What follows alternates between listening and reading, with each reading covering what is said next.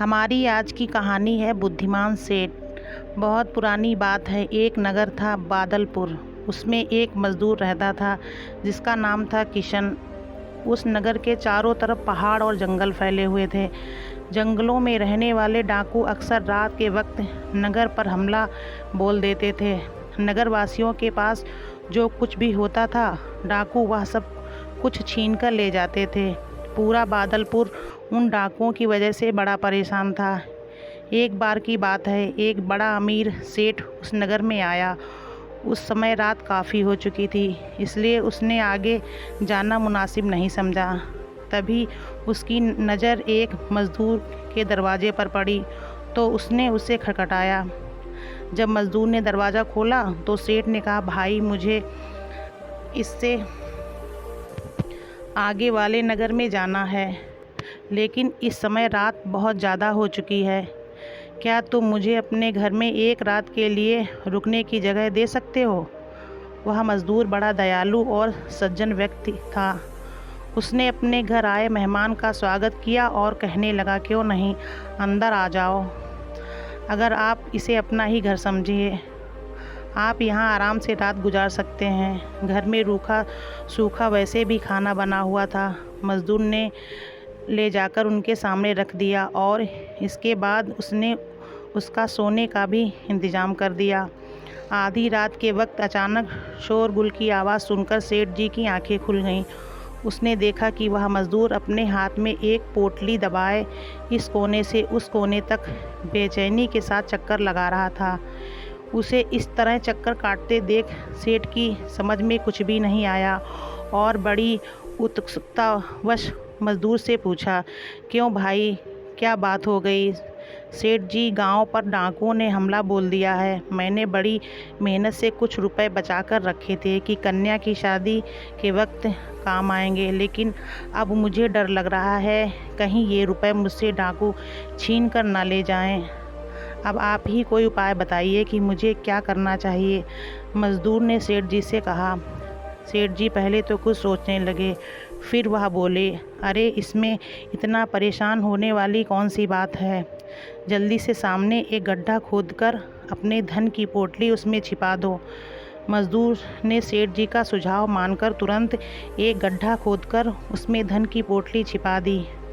कुछ देर बाद पश्चात ही 7-8 डाकुओं का दल मज़दूर के घर में आ घुस आया। उनका सरदार दहाड़ते हुए बोला, अपनी जान की सलामती चाहते हो तो सारा धन मेरे हवाले कर दो, वरना अपनी अपनी जान से हाथ धो बैठोगे। मज़दूर अपने घर की पूरी हालत गिड़गिड़ाते हुए बताने लगा, तो सरदार ने तुरंत अपने आदमियों को आदेश दिया कि वे लोग मज़दूर के घर की पूरी तलाशी लें। इससे पहले कि डाकू मज़दूर के घर में तलाशी लेते, सेठ फ़ौरन बोल पड़ा, आप लोग तलाशी क्यों ले रहे हो? मैं आपको बताता हूँ कि धन इसने कहाँ छिपा कर रखा है। इतना कहकर सेठ ने सामने की तरफ उंगली से इशारा करते हुए बताने लगा, आप लोग यहाँ से इस ज़मीन को खोद कर देखें।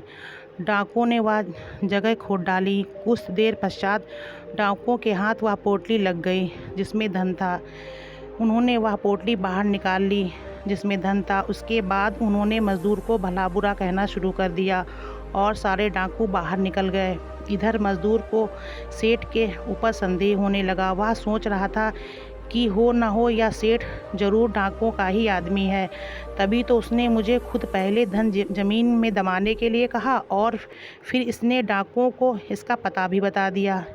यह मेरे घर में किसी साजिश के तहत ही घुसकर आया था।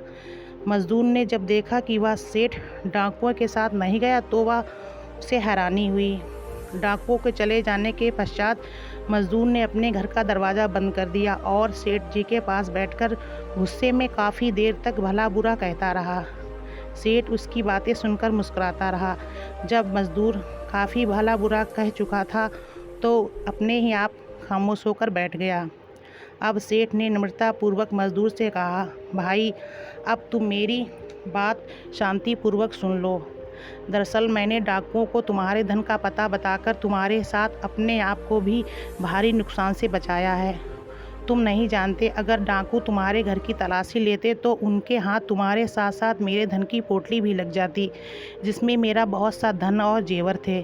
जिन्हें बेचने के लिए और रुपए कमाने के लिए मैं दूसरे शहर में जा रहा हूँ। मैंने डाकुओं को तुम्हारी पोटली का पता बताकर उनका ध्यान उस तरफ लगा दिया और उन लोगों को तुम्हारी घर की तलाशी लेने से रोक दिया। इतना कहकर सेठ ने अपनी पोटली निकाली और उसमें से काफ़ी सारा धन मजदूर को दिया और फिर कहने लगा, यह सारा धन तुम्हारा है जो डाकू ले गए, साथ ही ये कुछ गहने हैं जो तुम्हारी बेटी के लिए मेरी तरफ से शादी में चढ़ा देना। अब तुम उसकी शादी बड़ी धूमधाम से करना। यह सब देखकर मजदूर के आश्चर्य का ठिकाना ना रहा। वो सोच रहा था सेठ कितनी बुद्धिमानी का कार्य कर दिया था। दोस्तों, हमें इस कहानी से यह शिक्षा मिलती है कि हमें किसी भी संकट के समय घबराना नहीं चाहिए, बल्कि बुद्धिमानी से कार्य करना चाहिए।